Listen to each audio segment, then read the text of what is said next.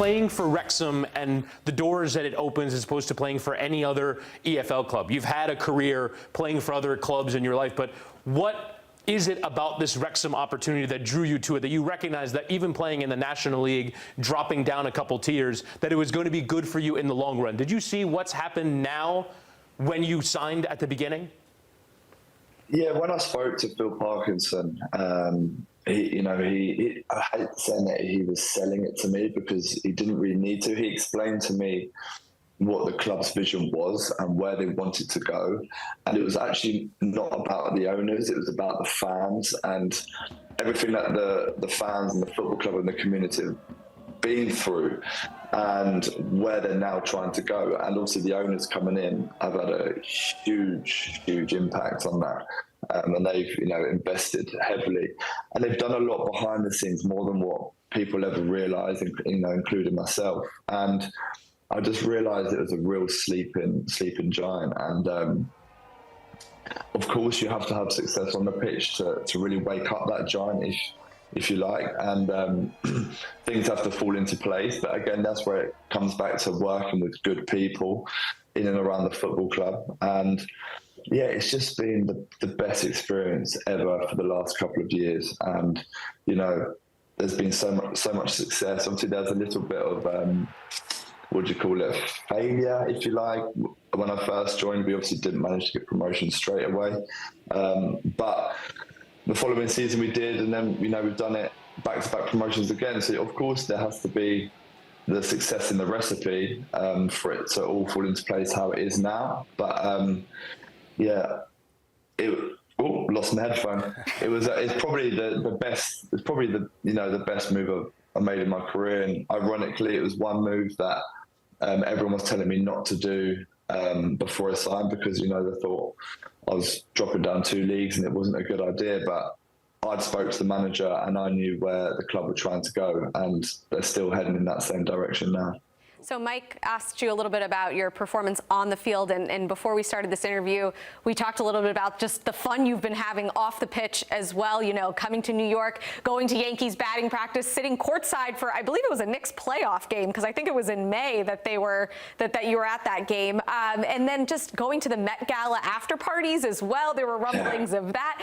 Just how do you put that experience into words for you and what it's been like, and even at the Met Gala, for example, like, who did you meet? What was that like?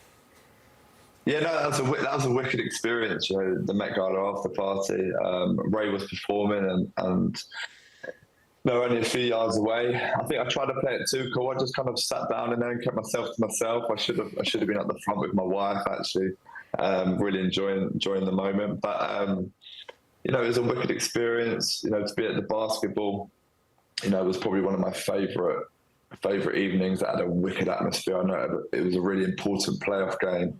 And again, the baseball, meeting a few of the players and being on the pitch, I feel very fortunate to be able to do these things, and it's something that I wouldn't have been able to do a couple of years ago. And Rob especially helped to organise some of those things, and that's the kind of owners that we're working with. They want to reward us with off-field surprises, if you like, because we've performed so well for them on the pitch. But I think these things don't happen every day, so you've got to enjoy it, you've got to embrace it. And I was fortunate enough to be able to do that a little bit this summer. And I think New York's probably one of my favourite cities in the world.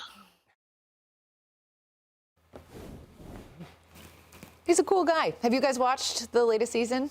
I haven't seen this last season. I don't love it yet. It was really, really fun. Yeah. It's really good. It's just so interesting to see that sort of this club ascend, and now they've qualified for League One. But I think the jump might be too big. Might be too big this year. I don't know. It'll be really interesting to see if they bring in more pieces. But I feel like the level at League Two to League One is a significant, a very sizable jump. But it's a really good season. Think about how tough of a league the championship is. Oh. That's just one drop down. Some of those teams are going to come in ready to go to get back up to the championship. 100%. It's just, to me, every time I see anyone from Wrexham, the numbers go crazy. People are so excited. People in America are traveling to Wales to go watch a soccer game when there's probably one much closer to them. And I think that's a big. This is something. Every time Wrexham gets put on screen, a lot of people should be going like, oh wow, a lot of people are interested in this relatively small club. Well, obviously a big club, but. Do you know what I realized too, watching this season? I think I texted you about it when the episode came on. There is a small contingent of Argentine Wales fans. Wales in Argentina. Yes, Wales. Welsh people. Welsh people in Argentina who are like passionate Wrexham fans.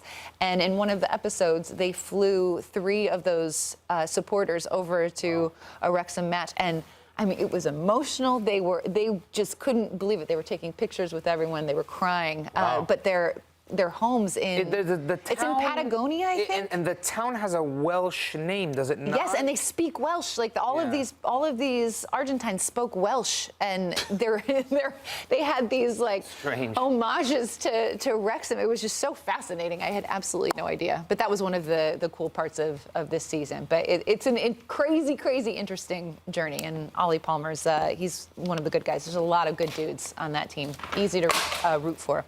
Calm down over there, Chuck. Okay.